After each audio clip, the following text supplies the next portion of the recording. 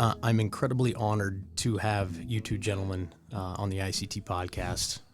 Thank you for being here. Commander Kirk Lippold, USS Cole, former commander of the USS Cole, and our great friend, Tony Mattivi, who will be the next Attorney General of the state of Kansas. Commander Lippold, thanks for making the trip here to Kansas, and it's an honor to be able to talk with you, with Tony. Can you talk with us about integrity? Sure. It's one of those fundamental tenets that you kind of grow up with in the background. I think with every family has it. But when I went to the Naval Academy, that began to shape a little bit differently with the honor concept that we have there. And then once you graduate and you get out to the fleet and you're actually an ensign or a second lieutenant in the Marine Corps, you really start to learn the importance of that one word. And I think that as you go through life, it isn't set. It is something that can always be worked on. It can always be improved. You can always raise that bar. It's one of those things that mentally you just have to exercise with. And as I go out today, after I retired from the Navy after 26 years, I'll often ask people, what's your definition of integrity? And I'll get a lot of times just the standard reply of, well, that's doing the right thing at the right time for the right reason, even if no one's looking. And I'll look at them and smile and say, that's good. By the way, that's what you said to me. Yeah, this is beautiful. But I always tell folks, in actuality, that's ethics. And if you really want integrity, it's really doing all those ethical things in your life, personally and professionally, regardless of the consequences. Because when you really look at people's actions, it's when they try to measure up the consequences of what they're doing that they unfortunately take that high bar of integrity and they find reasons to justify bending it or graying at the edges or worse yet, lowering it.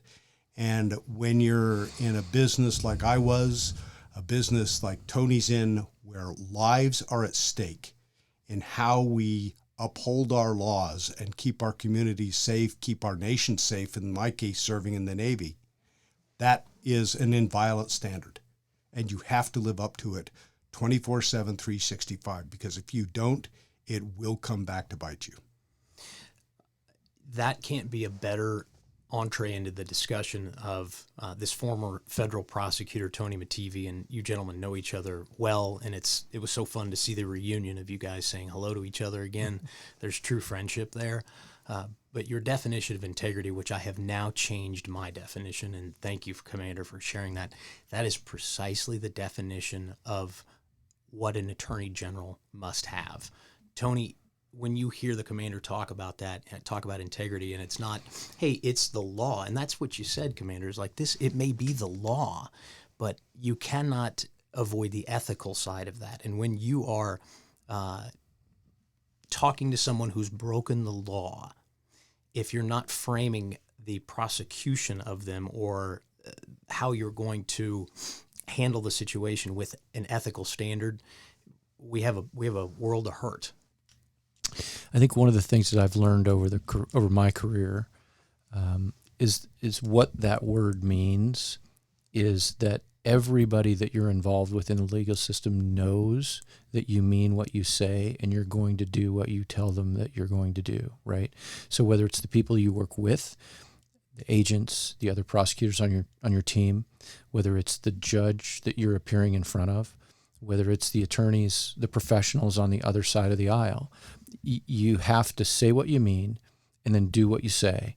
The judge has to know that you're never going to misrepresent anything. The other side has to know that you're going to be true to your word, and the agents have to know that you're going to do what you told them you would do.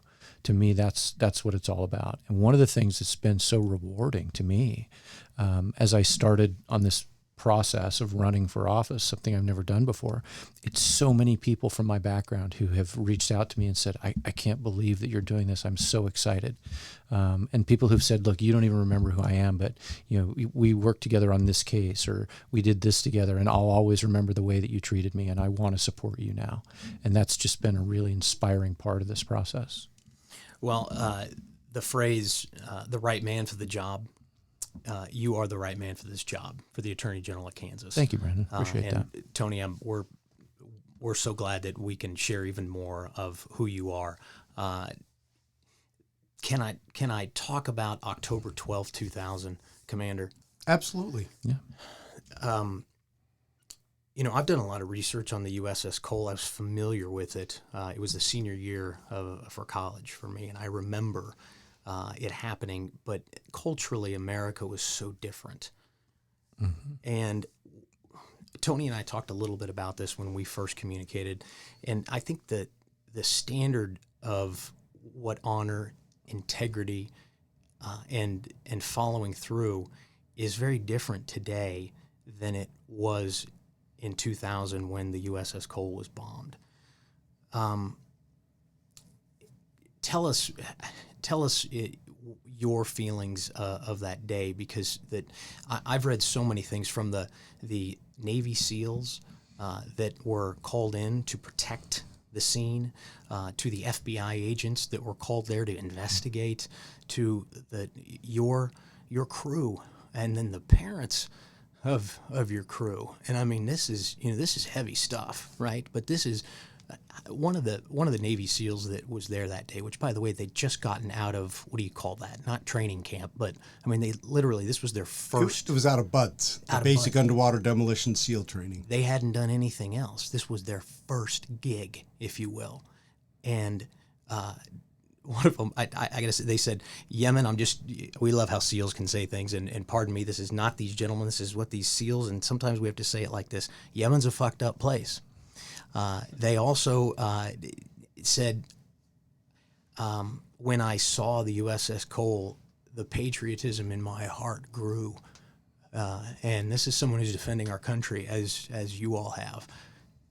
So tell us from your perspective about that day. Well, quick little background. USS Cole is an Aegis guided missile destroyer homeported out of Norfolk, Virginia. We had left in early August, and we spent about 6 weeks operating in the Mediterranean, making a number of port visits, showing the flag. Went through the Suez Canal on the 9th of October.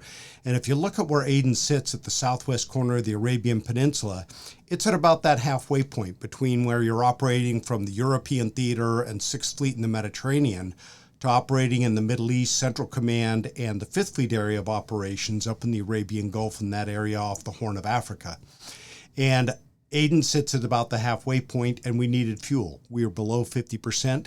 We pulled in that morning to refuel, taking on, typically our ship carries are a little over 500,000 gallons. We were going to take on about 250,000 gallons that morning, expected to be there 6 to 8 hours. Pulled in, turned the ship around, moored it starboard side or right side to the pier. At about 9:30 that morning, shut down the 4 main engines, and we actually started pumping fuel around 10:30 that morning. And we had been refueling for about 45 minutes, and as part of routine harbor operations, we were contracted to have 3 boats come out to take off trash, plastic, hazmat that we can't dump at sea. And 2 boats had come, one to the middle of the ship, one back by the flight deck, and had left when a 3rd boat was coming out. Contrary to what you may have read in press reports, it was not a Zodiac-style rubber boat that raced across the harbor and rammed the ship. It was the exact same type boat as the garbage barges. Turned by the bow, came by the side, even 2 guys were in it, stood up and waved at the crew, came to the middle of the ship, and then we experienced something that the Navy had not anticipated or trained for. It was 2 suicide bombers with an improvised explosive device where it had been built into the boat. As it had gone by, one sailor had seen it, and all he had thought to himself when they interviewed him at Portsmouth Naval Hospital, because of the explosion, he took a face full of shrapnel. He said it looked clean for a garbage barge. But when it detonated, it blew about a 40 by 40 foot hole in the side. And when it went off, like everyone else on board, I thought it was a fuel explosion. And we took a deep breath. And in that split second, all my energy and focus that you would think would go outward went inward as I took a deep breath and said, no matter what gets brought to you from this point forward, you must remain as the captain absolutely calm. And at that point, everything that I thought was important on my desk that morning became irrelevant. And the only two things that I had to focus on were saving my ship and saving my crew. And as a testament to the crew, we had the ship stable in about an hour. And on the triage side of things, we evacuated 33 wounded off the ship that day in about 99 minutes, and of those 32 survived. Ultimately, 17 sailors were killed and paid the ultimate price for our freedom back here in our country.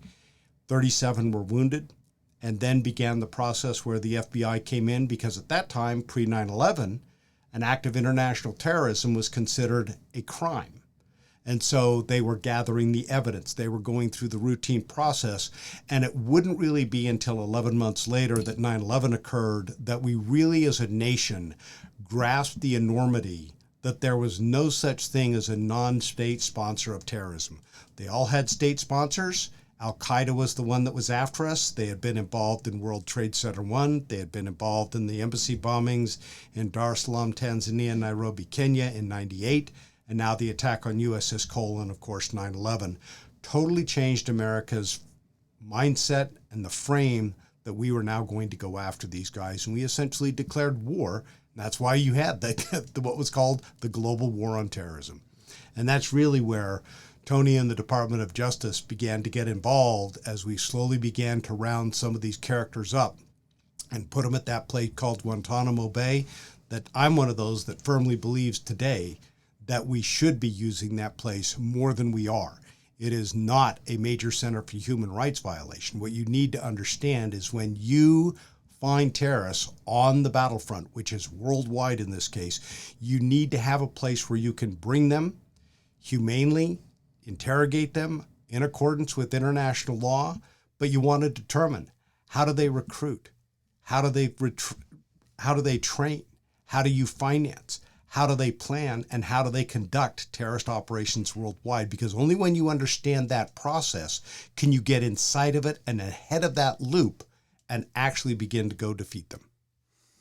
So I did read, and it was the account from the FBI agent who was investigating the bombing of the Cole, and he said something again that was incredibly unique to me, that when he arrived and he saw the Cole listing on its side, which side that we were listing to port. It was the explosion happened on the left side, and we were at around a 5-degree list most of the time we were in Port Aden. He said it looked like a wounded lion.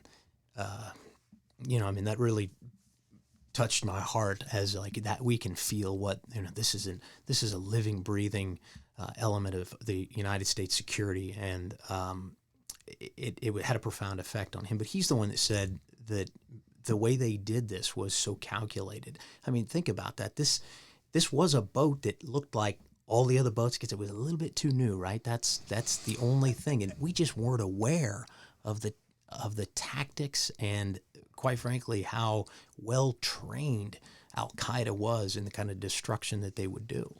We as a nation were blind. For example, if you look back in things that I've found over time, no fault to the CIA. Because of resources and manning and priorities, their focus was all on the government in the capital of Sana'a. We were pulling Navy ships in. We were the 27th ship to pull in. And you know how many intelligence assets they had down in Aden to try and figure out what the on-ground situation was? Zero. So we essentially pulled in trusting the Yemeni authorities. The Navy Criminal Investigative Service would show up, check in at the embassy, come down to Yemen. They talk to the local authorities. Yes, everything is safe down here. You have no problem. We love to have your ships pull in. And at the end of the day, it wasn't so safe. There's so many aspects of this story that I'm sure Kirk and I both could talk for hours and hours about it. One aspect of it is this was a coordinated effort by Al-Qaeda. And a lot of people don't realize that the people who were in Yemen preparing for an attack that ultimately became the attack on Cole, they helped with the East African embassy bombings. Okay, one of the people that bin Laden originally sent to Yemen to be a foundation of this operation ended up getting inadvertently arrested by the Yemeni authorities and pulled out, and he was one of the 9/11 masterminds. So there was overlap between the Cole attack and the East African Embassy bombings. There was overlap between the Cole attack and 9/11. And a lot of people don't know that on January 6th of 2000, another Aegis-class guided missile destroyer, USS the Sullivans, pulled into port at Aden Harbor, and the same group tried to attack it, and they tried unsuccessfully. And the Navy never knew about it. The agency never knew about it. These guys were able to go regroup, reconfigure the boat, and then 10 months later successfully attack Kirk's ship. So even in the events leading up to it, there's so many layers of the onion here to unpeel. And then, the attack itself, the stories of heroism Indeed. that came out of that day. That's something that I learned over the course of interviewing over months and months and years. So many of the sailors on that ship, the stories of heroism are just incredible. The one thing that I'd like to point out, and when you talk about those stories of heroism, what you have to remember is each one of those stories of heroism comes from a sailor who is born, raised, and grew up here in this country, who at some point in their life chose to say, I want to serve, and raise their right hand. And so anyone that thinks that these acts of terrorism happen in some far and distant land and that we as a nation are disconnected from it, it's not true. They weave right back into these communities because every community sees these young men and women today who choose to serve our nation. And it is up to us to make sure that we're providing them with the foundation in our communities that they know when they go forward, their families are going to be taken care of, that we are going to continue to look after them should the worst possibly happen and they make that ultimate sacrifice like 17 of my sailors did. But that's part of the reason why I picked up and came out here to Wichita to support Tony. Because at the end of the day, I know what Tony stands for. I watched how he worked with these families, how he interacted with them, how he talked to my sailors, and was able to discern from them those unique little pieces of information that would weave together that case that would withstand scrutiny when they went before the military commission process and be able to hold them accountable for what they did. Unfortunately, we're still waiting for that accountability after 20 years. Wow. But we will eventually hold them accountable. Well, the culture in America was so different prior to the bombing of the USS Cole, and then War on Terror, and now 20 plus years later, it seems like we've made a hard shift in a different direction where that level of respect that you just talked about that Tony treated each one of these people with, at the very least, it's highly professional, which is, and that to me is synonymous with respect. And there's a lack of respect today where terrorism back then that was identified, right? We hadn't, as you said, Commander, that we hadn't clearly defined terrorism prior to the USS Cole. Fair? We had defined it, but the problem was we were viewing it through the lens of a criminal act rather than an act of war. Because if you look, no matter what terrorist organization it was in the world, we called them non-state actors. In other words, we pretended like somehow they got money, but we really didn't want to pull that string too hard to discern where it came from, when in fact, there was a lot of government support. And it came from a variety of countries in a variety of ways. Either they gave them safe haven to operate and recruit from. They gave them the financial wherewithal to be able to move the money around. They gave them the wherewithal to be able to transship things like explosives or guns or move things around for them to be able to do that. That does not happen by magic. It happens because someone somewhere in governments allows it to occur. And that was also true in Yemen, when it came to how the bombers were able to get everything into that port in Aden, attempt an attack once in January of 2000, regroup, test the explosives, build them into the boat, and carry out a successful attack against my ship in October 2000. I think back up until the late 90s, we as Americans, I don't think appreciated what a target we were across the globe. And I think we got that message from Al-Qaeda when they attacked the East African embassies in Nairobi and Tanzania, and we didn't listen, right? And they delivered the message again, more loudly on October 12th of 2000, and we didn't listen as a country. We only started listening on 9/11, even though after October 12th, there were people like Kirk out there saying, look, they're sending us a message. They're telling us something important, and we as a country are not listening. And so we need to listen, right? And that's part of the professional and the respect of treating each other with a certain level of dignity, right? There was something that happened that day where you said everything that was on your desk, Commander, it didn't matter anymore. And by the way, you saved that ship and it went back into service, which is, man, that is one of the most incredible things. She's operating in the Western Mediterranean or the Eastern Mediterranean today, Wow. keeping an eye on Russia.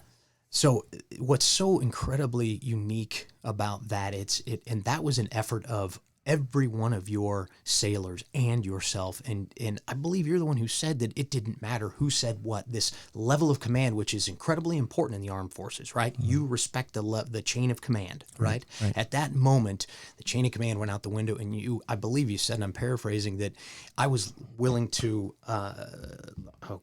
respect each other's decisions, and I'll take orders from junior officers.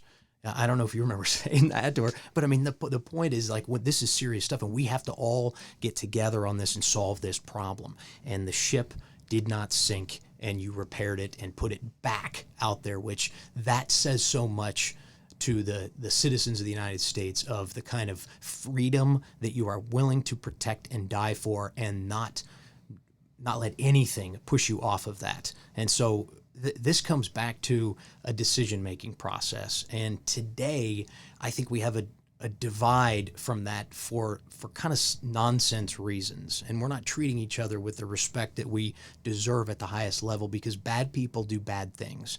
And Tony and I talked about another case that he prosecuted, which were domestic terrorists. Okay, so bad people are everywhere. And if we can't have an honest conversation and a respectful conversation about that and put the right people in the right places for the right job, we're a weaker country, and we have more susceptibility to attacks like this. Do you agree with any of that? Absolutely. The one thing that we cannot have, and we need to start taking a step back, is stop looking at posturing politicians who say what people want to hear rather than what they need to know. You have to also look at the level of experience that people bring to the table. People might have the best intentions of the world coming from smaller towns or what they want to do, but you want to bring a table, especially at a statewide office like Attorney General, where you have a depth of experience, not only locally, but on the national and international level as well. Because let's face it, in a global economy, especially here in Kansas, you touch so much of the world with what gets built here. There's so much innovation that's going on in this state that is helping industries, and especially the aviation industry. When you look at what's happening, trust me, there are countries that are keeping an eye on that. There are countries that are going to steal that intellectual property, like China. Indeed. And what you need is someone that, as Attorney General, can understand that bigger picture, that unique dynamic that is going on, and be able to discern, we are not going to tolerate that, because should Tony be made the Attorney General, he is going to be operating at a level that is affecting the security, not just of Kansas, but our nation, and it's also going to be keeping the world safer by what he does here at home. That's why Attorney General in this state is so critical and so important. That's why you can't afford, okay, who's endorsed who? That doesn't matter. You need a level of experience that is going to ensure that we are kept safe. Amen to that. One of the things, Brandon, that I think people forget about especially right now in these contentious times where we're seeing an overreach from the federal government, we're seeing attorneys general across the states, across the country push back, and that's very important. But every attorney general's office is different because statutorily they have different responsibilities. In Kansas, our attorney general is the chief law enforcement official of our state, right? If you're comfortable with the idea of your chief law enforcement official being a politician, then there are two politicians in the race, to choose from. But if you want your chief law enforcement official to actually be a law enforcement official, there's only one candidate in the race who checks that box. That's the contrast between me and the other two Republican candidates.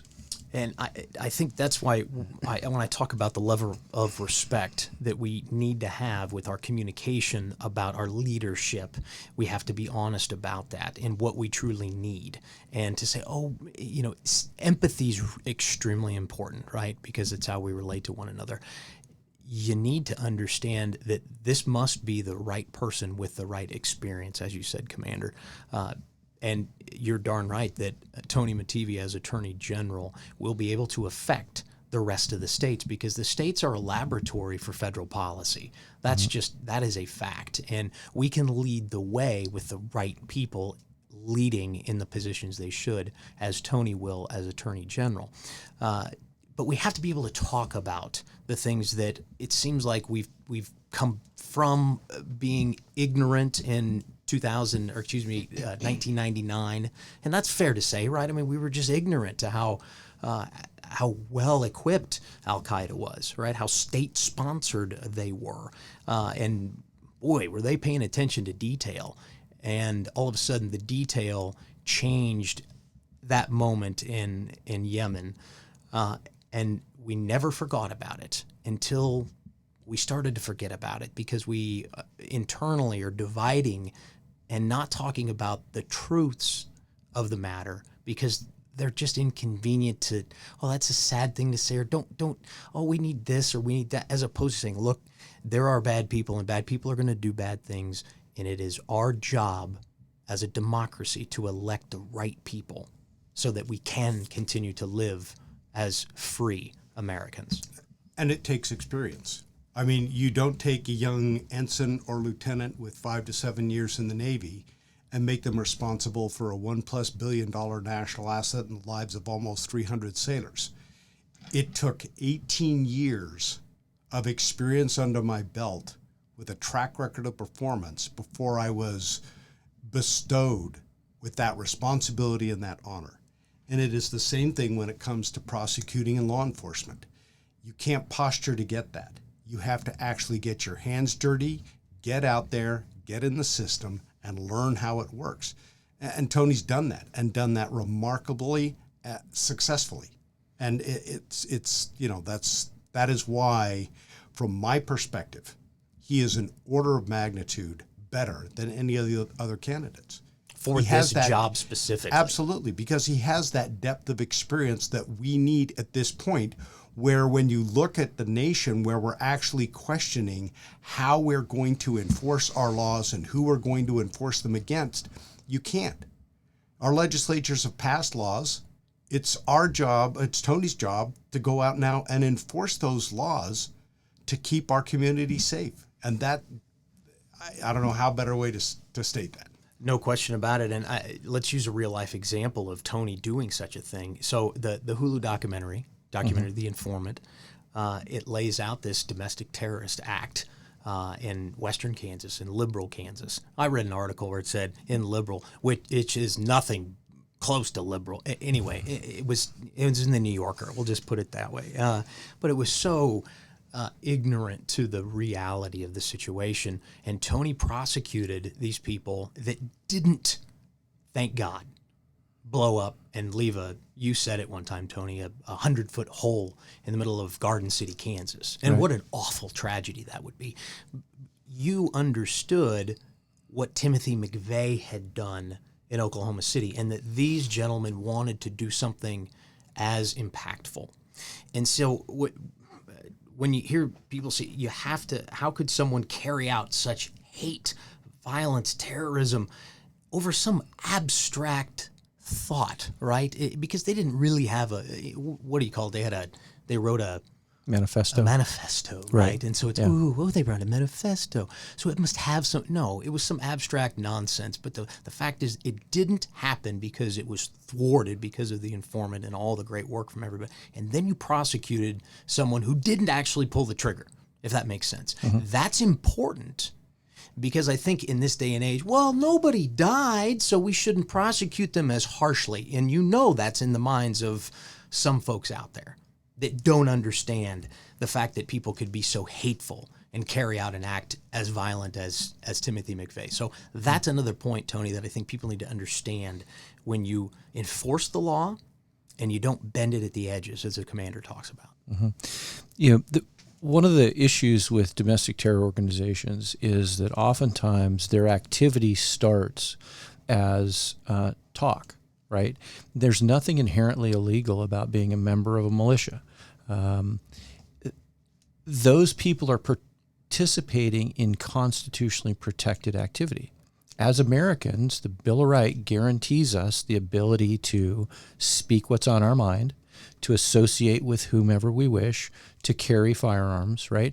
And as long as those are the activities these folks are participating in, it's the government's obligation to protect their ability to do that. Amen. It's when they cross the line into the use of violence or the attempted use of violence or the plan to use violence that it becomes a criminal act. And you have to have, in my view, someone with the experience and the discernment to recognize the difference between the two. Because we want an Attorney General who is going to protect the ability of our citizens to engage in their constitutional rights, right, and not infringe upon those, but when the line is crossed, to be able to go after them and to protect the rest of our society from them. And to carry that further, please. I'm going to make one more point, because I've been involved in working at the federal level. I'd say that's an understatement. Why is a state attorney general so important these days when it comes to acts of domestic terrorism? The reality is there are federal statutes defining domestic terrorism on the books. What most Americans do not know is there are absolutely no criminal penalties associated with it. So therefore, a state attorney general, when it comes to prosecuting domestic terrorism, they're the only ones typically, and it varies from state to state, that have the ability to actually criminally prosecute them and hold them accountable with penalties. That's why an attorney general at the state level is so much more empowered than any prosecutor at the Department of Justice when it comes to domestic terrorism and federal statutes. It's a matter of having all of the tools in the tool belt available to you, right? And then utilizing those resources instead of spreading them out to other places that may get better headlines. Fair? Sure, that's fair. We are at a time in our society right now where we need professionals in law enforcement, and we need our law enforcement to professionals to have all of the tools available to them that we can possibly give them. Because right now we're seeing all across the country and in Kansas this perfect storm of events where we have a profound disrespect for the rule of law. We have efforts to defund the police. We have so many people who believe that to be considered socially enlightened, you have to be soft on crime. So we're reforming bail, and we're letting people out on bail while they're awaiting trial on violent crimes. We're shortening prison sentences. We're eliminating mandatory minimum sentences. And in the midst of all of that, we're seeing the crime rate rise. The violent crime rate is up in Kansas. The murder rate is higher than it's ever been in Kansas. And we're surprised as a society, but we shouldn't be surprised. Anybody who's paying attention should not be surprised. And so now is such a critically important time in the history of our country and in the history of our state to have all of the tools available to law enforcement and to stop this underfunding of law enforcement and underfunding of prosecutorial resources. I was just at a luncheon with Mark Bennett, the DA here in Wichita. He has 122 people pending trial right now on murder charges just in Wichita, Kansas. Wow. Okay. He's underfunded, he's under-resourced, and law enforcement is under siege. And we need people in office who are going to help that. Yeah. and that requires a consensus of people to get around this thing called the American dream, which is freedom requires the best people in the right positions. And I'm saying it to two of the best of them right here. The domestic terrorists, the reason I bring that up is we're in a time frame right now where if we're not calling things what they legitimately need to be called, and we're not prosecuting those particular things when they are legitimate acts of violence, we're calling people who voted for someone who doesn't agree with the way you agree domestic terrorists. Do you see how embarrassing and shameful that is? Well, go ahead, Tony. Well, so a couple of things. What you're seeing, Brandon, I think it's embarrassing to us as a country when our Attorney General issues a memorandum calling moms at school board meetings domestic terrorists, right? I've prosecuted domestic terrorists. I've prosecuted some of the worst in the history of this state. I know what they wanted to do. I know how many people they wanted to kill. I know what they look like. They don't look like moms at school board meetings, right? The problem that you're seeing, in my view, that is a manifestation of politicization of the Justice Department, right? You see a memo like that get written by somebody who's trying to affect a political agenda. And anybody who is offended by that, like I am, okay, anybody who's offended by that happening, in my view, should be offended by what's causing it, which is the politicization of an organization like the Justice Department. We don't want that to happen with our Attorney General's office here in Kansas. We don't want it to be politicized. That's what will happen if we put a politician in charge instead of a professional. And I really think when you look at it and you choose to serve, I raised my right hand, just like all my sailors, and swore an oath to support and defend the Constitution of the United States against all enemies, foreign and domestic. That Constitution and the Bill of Rights that extends from it, that just doesn't give you rights. It also, as a society, burdens you with responsibilities that you have to live up to. And when you are unwilling to live up to those responsibilities and you violate our laws, then you forfeit your ability to do as you please. And that is where law enforcement comes in and says, you crossed the line, we're going to hold you accountable. And in the cases of people that are being turned loose, set back up, where they, whether they eliminate or lower the bonds, that we can't afford to do that. It's almost like we've gone a generation and a half and come full circle from the late 60s and then into the late 80s and early 90s. And now we're back at it again, and we've got these people running loose. And, the Second Amendment's important, whether you want to get into all the issues surrounding that. But at the end of the day, society bears the burden.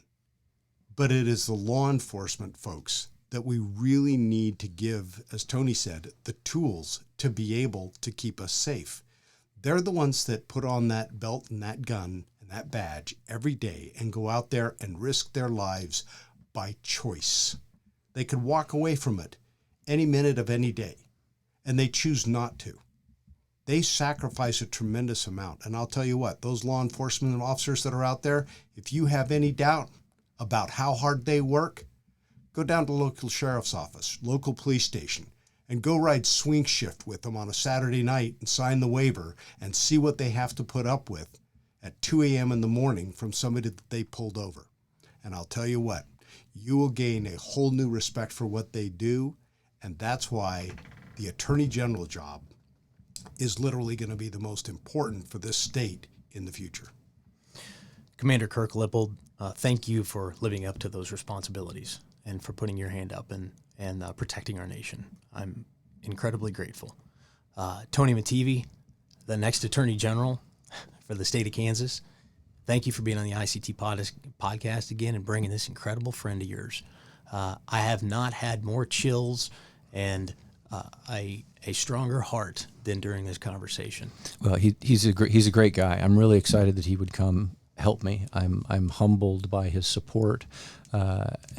we're lucky to have him here. I think he's a fascinating man. We're excited that he came out. He's going to speak with us tonight at an event. I'm grateful for his support, and I'm grateful for your support as well, Brandon.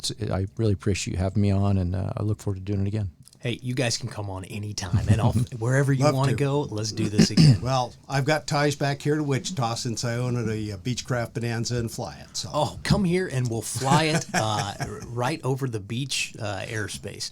Gentlemen, an honor. Thanks for being on the ICT podcast. Thank you, Brandon. Make it a great one. I was hitting 215. Hey, that's almost military, right? That's on the dot. I'm serious, guys. That is this is the most emotional conversation I've had, and I'm honored that I could be with you guys. I'm serious.